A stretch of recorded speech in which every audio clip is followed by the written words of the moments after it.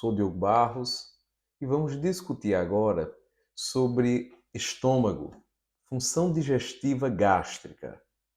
Então, você já deve ter assistido o vídeo anterior falando sobre função digestiva da boca, das glândulas salivares, e agora começaremos a falar sobre esta função do estômago. O estômago ele tem um papel importantíssimo, tá, no nosso organismo. O primeiro deles, ele é um saco.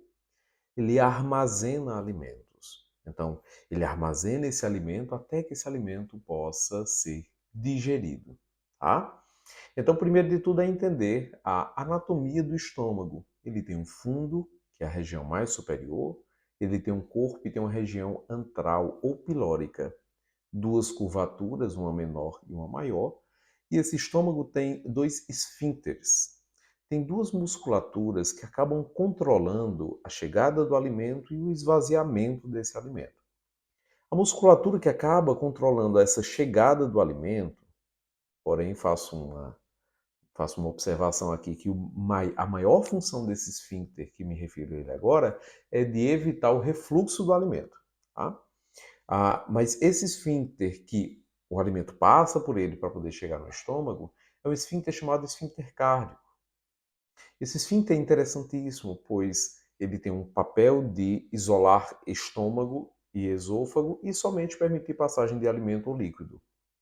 Depois que passar, esse alimento ele vai seguir a lei do intestino.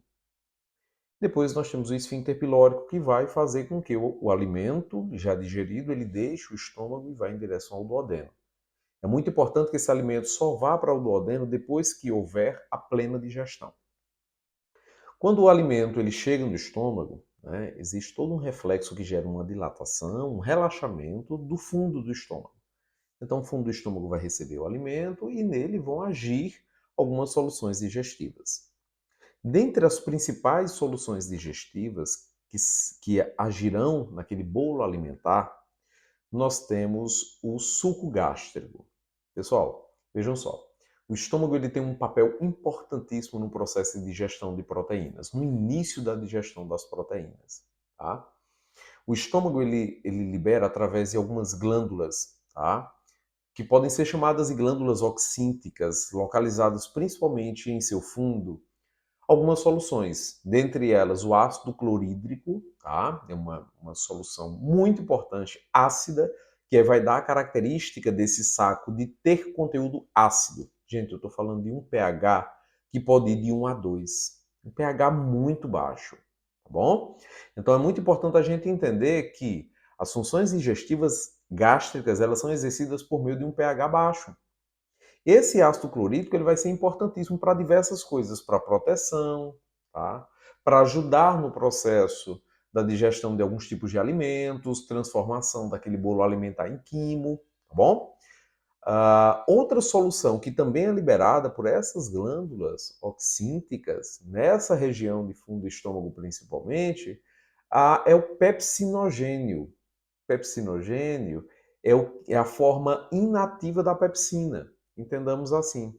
Quando o pepsinogênio ele é liberado na cavidade gástrica, aquele ácido, aquele hidrogênio faz com que o pepsinogênio seja convertido, seja transformado em pepsina, que essa sim é a substância que vai fazer o processo digestivo das proteínas iniciarem.